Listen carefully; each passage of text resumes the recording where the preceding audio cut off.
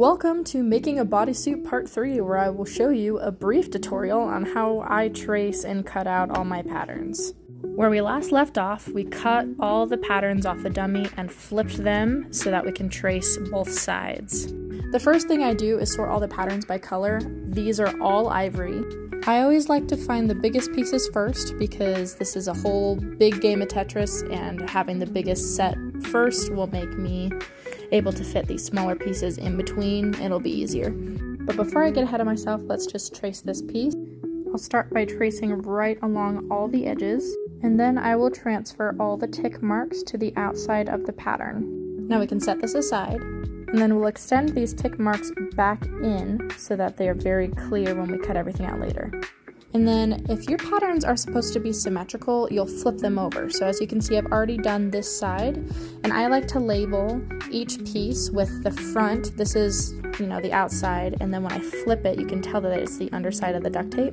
So the outside is A, which I'll mark, and then I'll flip it over and it's B. And finally, you'll need to label everything. So this is the back side, this is the front, so it's A, and then it's the chest. So I'll write chest.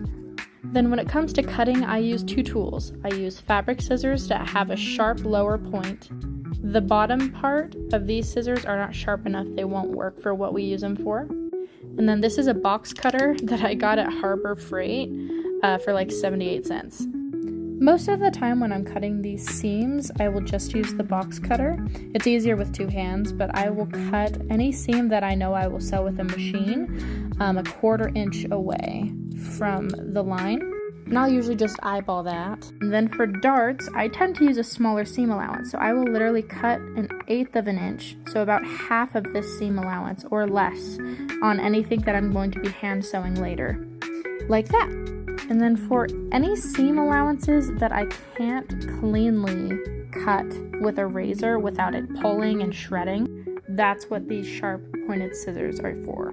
When you use scissors on fur, you want to make sure that the blades are right on the backing. You can see in here that I have used the pointed edge, kind of like a comb. It's all the way at the backing and it's not cutting any of the fibers. And then you can cut only the backing with these.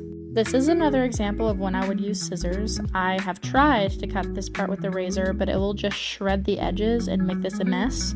And so I will take my scissors and just snip the backing very carefully. And as you can see, it does not cut any of the fibers. And I can just snip the back and it cleans everything up, because sometimes it's not possible to use a razor. This is an edge that I used a razor to cut, and this is the edge that I use scissors to cut, and they are exactly the same. I had a lot of people tell me that you are not supposed to use scissors to cut fur. If you cut the whole thing, you should not do that, but if you snip the backing, that's what makers have done for years.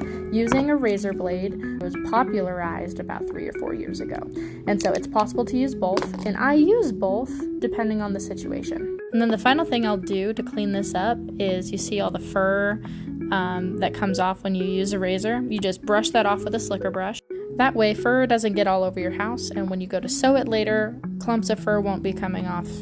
The rest is up to you.